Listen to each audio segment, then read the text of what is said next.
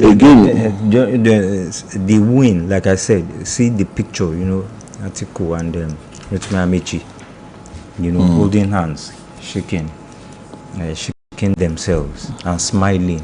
It doesn't mean that the storm between them has been calmed. And that was what this newspaper, that is what the Punch is saying, that something is shaky somewhere around there. And, well, let's see what will happen.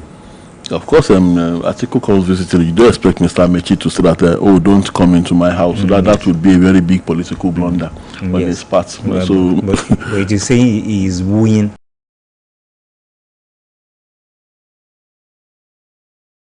And talking about being judged based on performance at the polls, Mr. President is again giving reason why Nigerians should judge him well.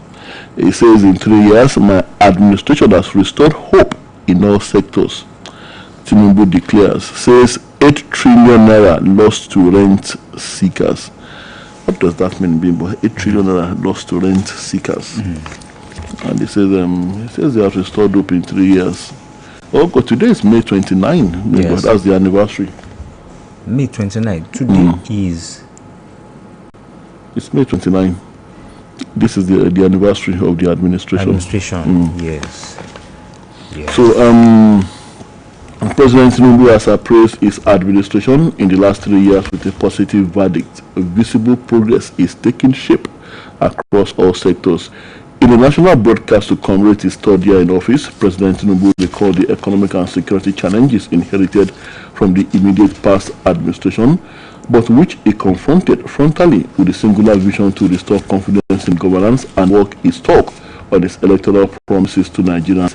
He enumerated the 4 subsidy regime, which he noted was unsustainable and which led to declining revenue earnings, exchange rate disruptions, rise debt servicing cost, amongst others, but expressed satisfaction that in 3 years he had stabilized the economy. Yes, and that is talking about President Tinubu. And the papers, they are adorned with pictures of President Tinubu and Governor Seyi Makinde.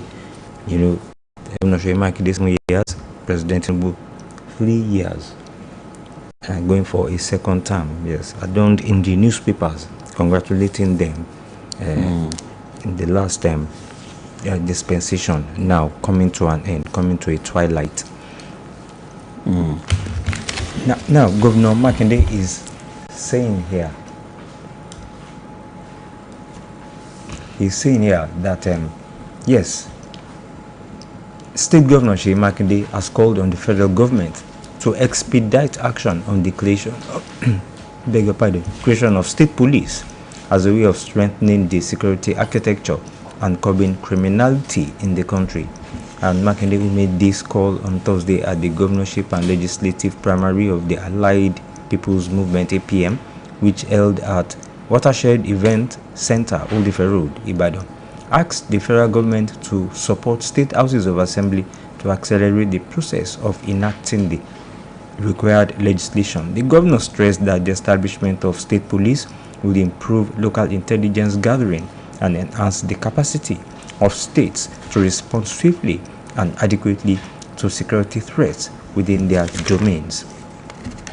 And while assuring families and relations of the abducted children and teachers in Oluyole local government area of the state of their safe return, he added that right from the outset of his government, he made security as one of the major pillars of his administration, adding that it will remain so. And that primary was a consensus primary. Mr. Bimbo Adekombi emerged the consensus governorship candidates of the APM, and also National Assembly and State Assembly candidates were also unveiled, all based on consensus, and it went well. Yesterday at that event center yesterday.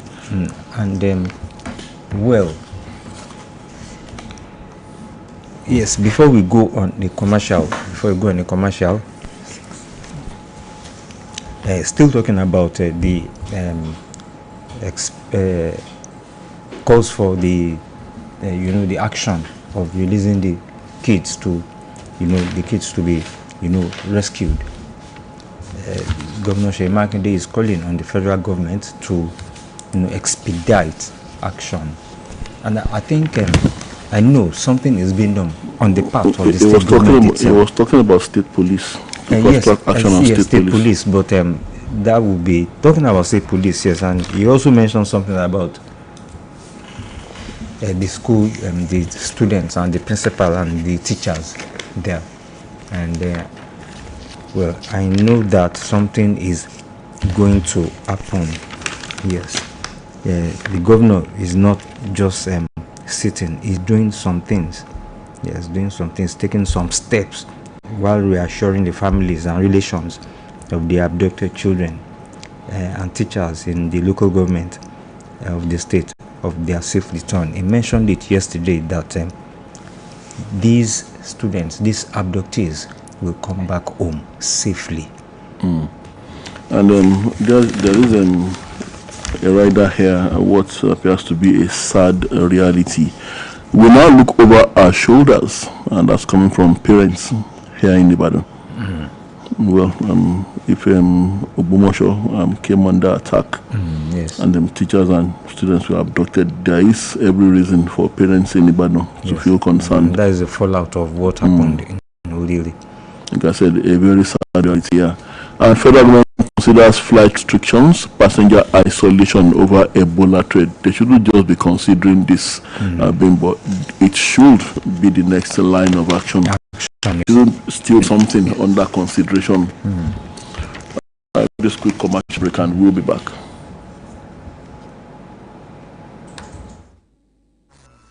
It's choco time. Donald Choco is here with a taste you love.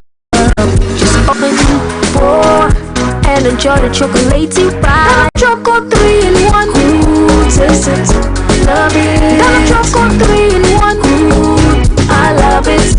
Introducing the new Dano Choco 3-in-1. It's tasty, creamy, and satisfying. Taste it, love it.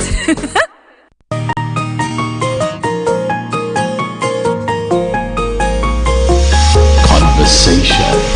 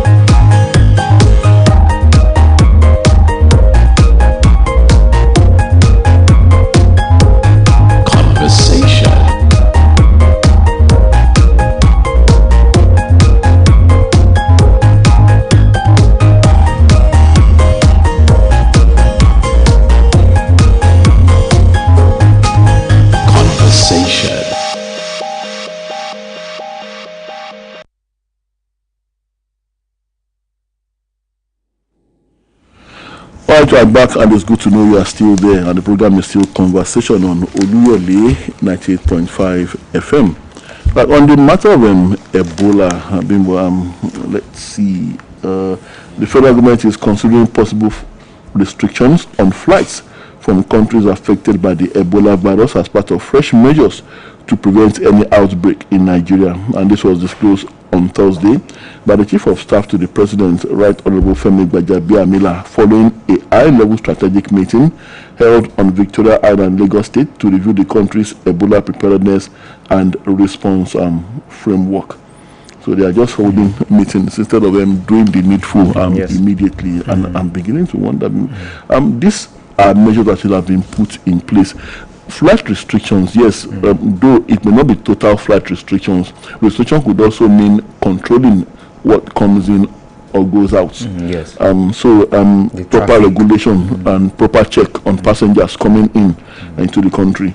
So, and then passenger isolation, well, of course, that's when you discover that a particular passenger has Ebola as a disease. We shouldn't wait until it happens, Bimbo, like we did the last time. That man from Liberia, Mr. Sawyer. Yeah, Sawyer, that just entered the airport and everything just went, well, that is history now. But I hope it does not repeat itself. Yeah. And God rest the soul of that brave woman, that great woman who practically virtually laid down her life to save millions of Nigerians by ensuring that Mr. Sawyer was restrained and did not get out of that place where he was being held, where he was being isolated over the Ebola disease. I know. Talking about Vice President Atiku Abubakar now, he has knocked President Bola Tinubu's administration for what he described as a disgraceful attempt to glorify reckless borrowing, while millions of Nigerians sink deeper into hunger, poverty, fear, and despair. And reacting to recent comments from the presidency suggesting that Nigeria's borrowing level is lower than that of some African countries, the Waziri Adamawa said the presidency has once again demonstrated a dangerous disconnect from the grim realities confronting ordinary Nigerians. Well, I think that is one point. It is a point. Yes, after the so many borrowings, Nigerians are still wallowing in poverty.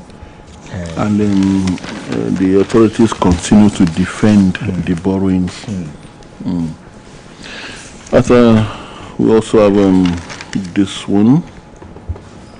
There is a Fulani group that has been talking this morning. Okay, Fulani group false contradictory U.S. narrative on Nigeria's insecurity.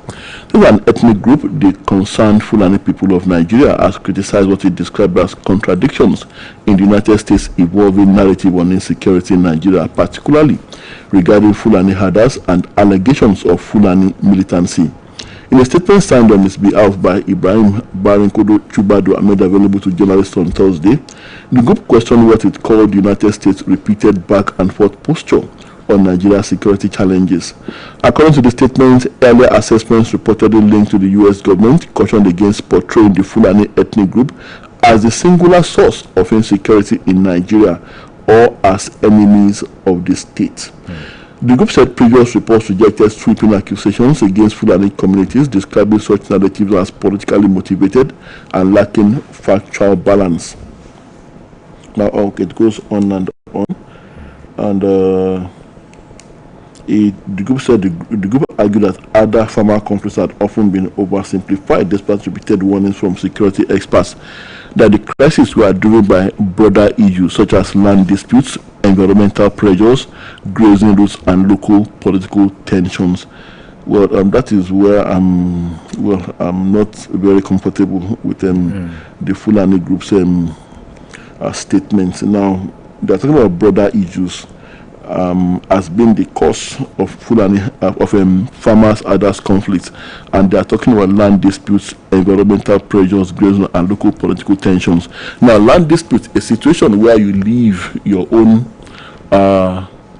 land, where you leave your own part of the country where you come from or where you are supposed to come from, and you move several miles, thousands of miles down to another man's territory. And then you say you are engaging in land disputes. Over which land? Did you buy land in that particular part of the country? Did you acquire land in that particular part of the country, so that you are now talking about land disputes in another man's territory? I don't get it, Bimbo. Environmental pressures, grazing routes, the grazing routes that passes through other people's farms. And you insist that you must graze your cattle anywhere you deem fit. And that has been the problems all along. That is why all these killings are occurring, all this takeover of communities, because they just want to, take over your land. You just move from one area to another, like you said, thousands of miles, and you want to settle down there to take over their lands without buying, without offering any cash, without consultations. Yes, I do agree with the part of the narrative that says that the Fulani should not be blamed singularly for every incident of insecurity in Nigeria, or they should not be seen as enemies of the state. I've always been against profiling the Fulani ethnic nationalities, even though the name of that ethnic nationality keeps coming up in most cases where you have these issues of mass violent crime. But then we all blame this particular ethnic nationality, even we assume that they are the ones, even when they are not the ones. So I think what this group should be working on is to weed out those that are giving that ethnic nationality a bad name. They should cooperate with the rest of Nigeria. They should cooperate with the security agencies in weeding out those that are especially those sociocultural groups that claim to be pro-Fulani, that are giving that ethnic nationality a bad name. Like I said, this is what should be happening at this time. They shouldn't be living in total denial. Of course, they are not responsible for everything, but then it is also a fact that that ethnic nationality has been responsible for a lot of crimes across the country. And they also cited the group, because we must be fair to them as well. The group also cited particular incidents. They cited criminal incidents in Ekiti, Ondo, and Edo states, where initial accusations against Fulani groups were later contradicted by security findings. They also referenced the 2022 attack on St. Francis Catholic Church in Ondo State, noting that Nigeria's defense headquarters later linked the attack to criminal elements associated with an Ebira subgroup rather than Fulani communities. So, but then because of past antecedents, like they are also saying here, it is often almost natural to assume that it's the Fulani. But anytime these things happen, and you know, the Fulanis, they have been with us. They have been within us for a long time, and nothing of such has been happening. And yes, of course, you know, we had pockets of it in the past. Yes, pockets, just pockets. And you know, former President Muhammad Buhari, you know, was I think was a Fulani, yes. Was Fulani. And you know, he encouraged the grazing, the open grazing. Just hit the nail on the head, but he was one that encouraged them crime. Yes. But at the same time, he was one that encouraged the bad elements among the Fulani. He invited them from different parts of the world. Visa and arrival policy, invited them to come. And maybe he didn't know that bad people would be coming too. Yes. So he invited them from all over the world to come and roost in Nigeria. And what worries me is that he has a farm too. He has a cattle farm. But yes, he operates ranching system. So why did he then now encourage those grazing around, destroying people's farms? He was one of those that said that it is the Fulani's way of life, and that and instead of trying to educate them, trying to persuade them to embrace ranching and its benefits, which would offer rigor, which would offer education, which would offer the best of everything to them and their children. Of course, he refused to do that. Instead, he went on encouraging. His love for the Fulani was far greater than the responsibility thrust upon his shoulders as the leader of this great country. Now, the federal government and the World Bank have talking about loans and all these, monies from the World Bank and some other organizations here. They have restructured the $500 million hope for quality basic education for all programs, cutting funding allocations tied to the construction of new classrooms, while expanding the number of states eligible for targeted interventions under the project. And details of the restructuring were contained in a World Bank restructuring paper dated May 20, 2026, and obtained from the bank's website on Thursday. And the document showed that the allocations for the creation of 13,000 new classrooms under the program was significantly reduced following changes in grant financing from the Global Partnership for Education. And the World Bank said the restructuring was necessitated by a sharp reduction in Nigeria's GPE system transformation grant allocation, according to the report. And these changes stemmed from a reduction in the total allocation for Nigeria's GPE STG funding from $107.59 million to $53.975 million. Yeah, I don't know, maybe Tola will get some of those facts there.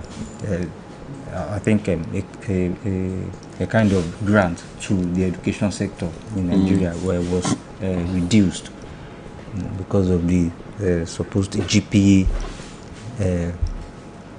funding, STG funding. So that is what is happening now. So that means the creation of the facilities they are supposed to give will come down too, especially classrooms.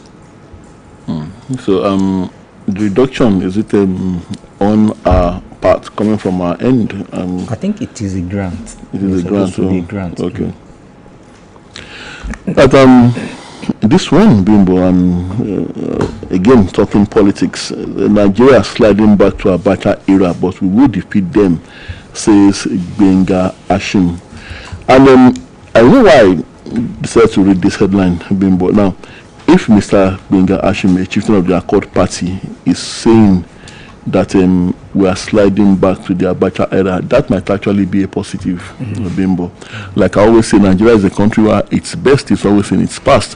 Yes, the Abacha era, those were the dark days, like we always call it. Yes. But then, compared to what we have now, if Mr. Ashim says we are sliding back to the Abacha era, I mean, and if he's saying that in all ramifications, Bimbo, that means that a lot of Nigerians will be very happy. It will be more comfortable for us to be sliding back to the Abacha era, because during the Abacha era, fuel was much cheaper, much more affordable. Yes. House rent was more affordable. Bread, the price of bread compared to what we have now, the price of food, and even social services, Bimbo, not exactly perfect, but much better than we have now. The power sector was still much more better, not in comatose as it is now.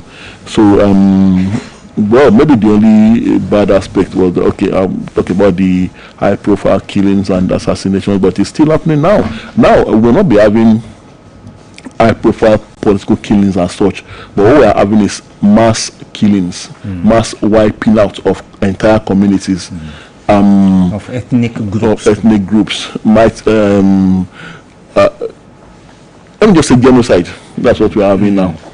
And not the singular political killings targeting specific individuals like we are doing the Abacha era. So if you want to wait, Bimbo, just put both the two eras now and then put it on the scale, Bimbo. Like I said, many Nigerians will be happy if indeed we are sliding back to the Abacha era. So Mr. Gbenga might actually be giving the government a plus. If he might actually be scoring them high if he says better than it is now. And when the late Abacha, when he pegged the naira to the dollar, 22 naira for $1 then, and things were even better off. So I think they should, sometimes the politicians should weigh their words and be careful what they say. But to me, it's actually giving them the Tinubu government a pass mark if you say they are sliding back to the days of the Abacha era. And he's accusing Tinubu's government of plot to capture opposition parties. That is what he should be doing. That is what the only party should be doing. That's why it's called politics. So you are the ones that will allow yourselves, that won't allow yourselves to be captured. And that will not allow the people who are supposed to vote for you to be captured by the whims and caprices of the ruling party. Yes, and politicians, like you always say, they will just make last-minute changes within their mind. They might have a focus, but at the same time, at the end, last minute, they will just change their mind. And that means they have been captured. Now, this one too, Bimbo, says PDP affirms Arapaja as consensus Cuba candidate for Oyo. Now, there's some confusion here regarding the PDP as well.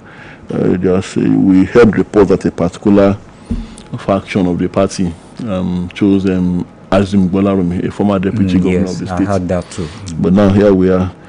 Well, maybe, I don't know whether it's the Wiki backed faction that has decided that has settled for Bolarumi, and maybe the faction that is backed by Governor Seyi Makinde, one that has so I don't know which faction is going to be on the ballot now. And you know one interesting thing, both of them were former deputy governors. The World People's Democratic Party (PDP) in Oyo State on Thursday affirmed Ambassador Taofik Alakpaja as its consensus gubernatorial candidate. Alakpaja, a veteran politician and the party's choice for the Agudi government house, emerged unopposed following a unanimous affirmation by party delegates drawn from all 33 local government areas of the state. The event took place at an event center in the Sanyo area of Ibadan. There was a massive crowd of party faithful, stakeholders, and national officers.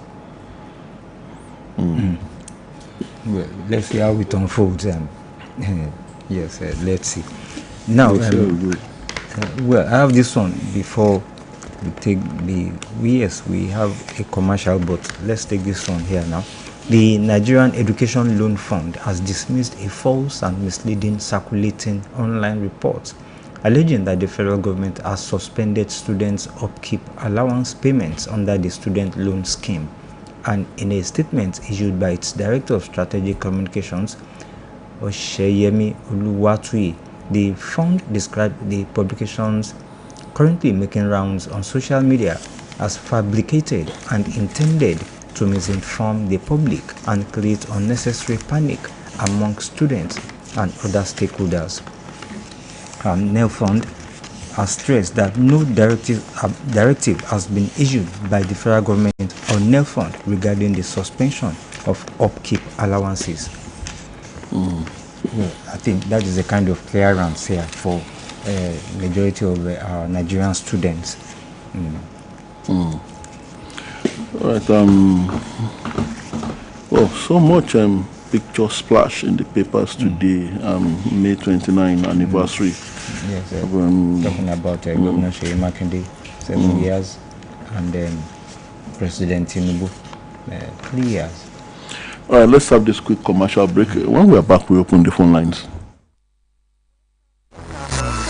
It's choco time. Donald Choco is here with a taste you love. Just open, pour, and enjoy the chocolatey ride. Donald Choco 3 in 1. Ooh, taste it, love it. Donald Choco 3 in 1. Ooh, I love it.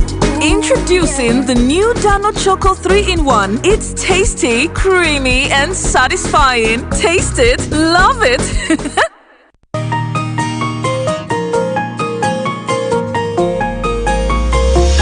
Conversation.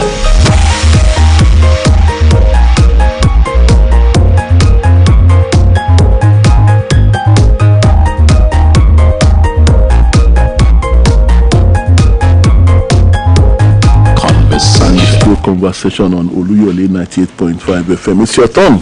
Time to hear from our highly esteemed audience. Welcome your contributions on the program this morning. 070-5555-1985. Hello, good morning. Good morning, sir. Good morning. Good morning, sir. Calling from Oluyole. Good to have you, sir. Yes, I want to believe what Mr. Tola said about comparing Abacha regime with his present administration. During the Abacha regime, there is no terrorists, no bandits, nothing like that. Everything was things were so cheap. It's only Abacha killing is, those that are opposing them. I mean, even the president even fled the country that time. I mean, fled the country that time. So what are we saying? We are not praying for it, and we are not advocating for them. That we should come back. But what are we saying? You cannot compare Abacha with the president administration. It seems to me that the 3 years of President Tinubu, he has failed woefully. How does that mean? In terms of security, education, whatever, he has failed. So that is it. God bless you, my brothers. I've been at that work. Thank you very much. All right, thank you. On 2027 elections, CSOs kick against INEC's appeal of judgment nullifying portions of timetable. Hello, good morning. Good morning, sir. Good morning. Good to have you, sir. God bless you, sir. Most President Tinubu talk? Not that he talked. What did he point to? as an achievement that benefit the poor man in 3 years of his administration. If achievement or performance should be the yardstick to measure opportunity for second term, honestly, I want to tell you, Tinubu has no chance. Therefore, he should stop provoking Nigerians with his vain talks and seamless self-glorification. Everyone knows that he is not performing. He is not up to the task. On the issue of Fulani trying to exonerate themselves from calamities befalling the country, majorly from them, thank God you have dealt precisely with the topic. Buhari as their commandant general fought for them till his last breath on heart. Miyetti Allah, their socio-cultural group, is known for proclaiming superiority over all other tribes in Nigeria, saying they can all grace anywhere in the country with other people. Sheikh Gumi, their kinsman, is also known for advocating for the military of banditry negotiations. What are we talking about? We have Fulani herders, not Hausa, Igbo, Kanuri, Yoruba, or Edo herders. Why are they not travelers of this country with money? Thank you very much. Thank you. Yes, talking about President Tinubu's statements on his success. Well, he's still insisting that his reforms are yielding results. He's still insisting. He says there was an improvement in public finances. Investors' confidence in the economy is growing, leading to the all-share index rising from 53,000 and market capitalization of 30 trillion in 2023 to a record all-share index of 250,000 and market capitalization of 160 trillion naira in 2026. Well, I don't know if Mr. Akombi Adebayo will be able to comprehend all that. So for me, it's economic whatever on paper. Hello, good morning. Hello, good morning. Good morning. Hello. Good morning. Yes, this is OLUYOLEFM 98.5 in the Ibadan. And you are on to conversation. Yes, this is BCS, OLUYOLEFM. You are on to BCS. Okay, now, listen to me, please. Governor, she did not make any comment about the police. Is it not? Yes, he did. Hello? We are with you. I said, Governor, she did not make any comment about the state police. Yes, he did. He said that. What has done now? It's more than state police duty. You understand? Yes, Okay. but what has done now is more than state police duty. Having that each governor allowed the autonomy of each local government to enter their account, each local government can organize forestry by themselves to guide their local government. You see, I think allocation are coming from federal level. When we are blame the federal level, we blame the state governor. The security what we are getting, what are we using for? What are we using that money for? Because police doesn't enter food. What we need is typical policy and organized way with good arms. Thank you. Your name and where you're calling from? Hello. You didn't tell us your name and where you're calling from. Hello. It's gone. I think what I was trying to place emphasis on the fact that the local governments need to be more autonomous, financial autonomy, for them to play a more significant role in them securing the various communities across your state. Was particular about your state. Yes. That's what I was trying to say. And of course, he said, what is the security vote being used for? Of course, Governor Seyi Makinde has been, using the security vote some significant, aspects of securing the state. Yes, in the past 7 years. Especially when it comes to enhancing the operational capacity of the security agencies, including Amotekun. Yes. Hello, good morning. Good morning, sir. Good morning. This is a conversation from the level. Good to have you, sir. If the Fulani say that's the problem of this country, then who? Is it the people that are killing in Jos? Or are they the ones that are killing in Southern Kaduna? Or are that are killing in our that they claimed that killed in our? Are they the ones that have been killing the only people since all these years? Since 1804? Is it the See, we should call the state. Fulani, the problem is that's just the fact. And thank God you emphasize the point that it was a worry that now give them a lot of wind to be causing a lot of havoc that they are doing up till now. So they should stop that they are not like Mr. Tola said. Which land are they claiming? Even this Nigeria, do they have land? Senegal, the country we call Senegal today, it was called Senegal on there. That was where Usman Fodo come to the north. And they took over the outer land. We didn't have any land there at all. So they are the problem. They are the problem we have in this country. Even if Obomoso Abdosha, is this the did it? Or what are they saying? So they are the problem we have in this country. But then about the achievement of President Tinubu, if people fail to see anyone, that first subsidy that was removed, either people like it or not, that's the best option for this country to survive. Before Buhari left, our country has been paying, has been paying debt to the extent of, like, say, somebody earning 1,000 naira, using 970 naira to pay debt. That's the thing we are doing at Buhari.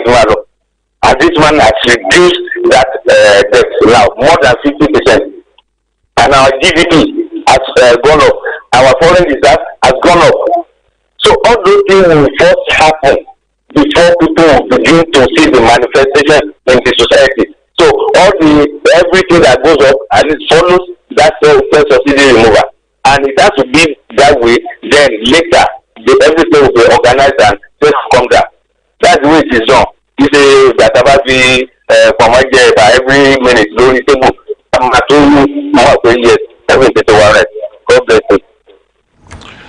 But regarding the Fulani, what we are trying to say here is that we should not profile the entire Fulani ethnic nationality as enemies of the state. There are bad elements among the Fulani, just as there are bad elements amongst other ethnic nationalities too. The church attack that we are talking about was traced to another ethnic nationality, not the Fulani that we all assumed were the ones behind it. And then the Fulani themselves, the Hadas, the killer Hadas had been a problem for a long time in many parts of the country. But now, if you do your investigation, you find out that they themselves are also running from the bandits. Yes. The bandits that may not necessarily all be of a Fulani ethnic nationality, they are also fleeing from the band. They are also victims of these bandits that we are talking about. And then this thing, this insecurity in Nigeria, like I always say, it covers the sponsors cut across ethnic nationalities. It's not just the Fulani that are the sponsors. Even people that are of Yoruba extraction are among the sponsors from findings of security agencies. So let's be careful. Let's proceed with some caution when we want to profile a particular ethnic nationality. Well, NDLE uncovers 498 kg cannabis hidden in Edo Shrine. Hello, good morning. Good morning, I'm Gideon from Good to have you, Mr. Jimmy. At times, I laugh in this country. In this country, people know how to change history. They know how to rewrite history. They know how to put falsehood into Nigerian history. You are not the problem. Is the Gala people the problem? Or is the TV people the problem? I don't know. So who is the problem? Your group has been designated as the fourth most dangerous terrorist in the world by the United Nations stuff. What have your leaders done to stop these things? Your leaders the ethnic leaders, what have they done to stop it? Anybody is hiding that one thing, later you come out, you are not the problem. Who is the problem? So I don't know. I don't get it. The other day, your father, I think it was yesterday, was naming some names that they were the ones that don't allow himself to work. What do you want us to do? To go and go to the house and kill them. Even if the Abiola gun was part of the coup plotters, if he was not involved in that election, he would have opposed the election now. So why are you now trying to turn people against themselves? All of you are not patriotic. You are not. You not have patriotic leaders in this country. So why are you now to hide the down finger? You are the one that fight for democracy. When you now have democracy, what did you do with it? Thank you. Thank you very much. And then I also want to ask him that question. I want to throw this question back at Mr. Jide. What have the leaders of other ethnic nationalities also done to solve the problem? Or what have they seriously done to also solve the problem? Yes, the very last question here today. Hello, good morning. Good morning. Good morning. I am Adimo from Badam. Good to have Mr. Demola. On this article and Quickly. Article was picked as a presidential candidate aspirant in ADC. So he was elected, opposed, and Article defeated the Amici and others. So at present, this Amici, Article and others should put people first, and they should be part of effort to rescue Nigeria. And on this security, the security agencies attacking insecurity, they are protecting people, and the communities and others will survive despite. Thank you very much. Despite the insecurity. Yes, thank you. And they must strengthen.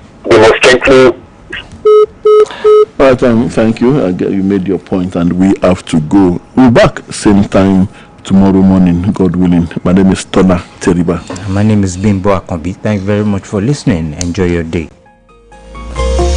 Conversation.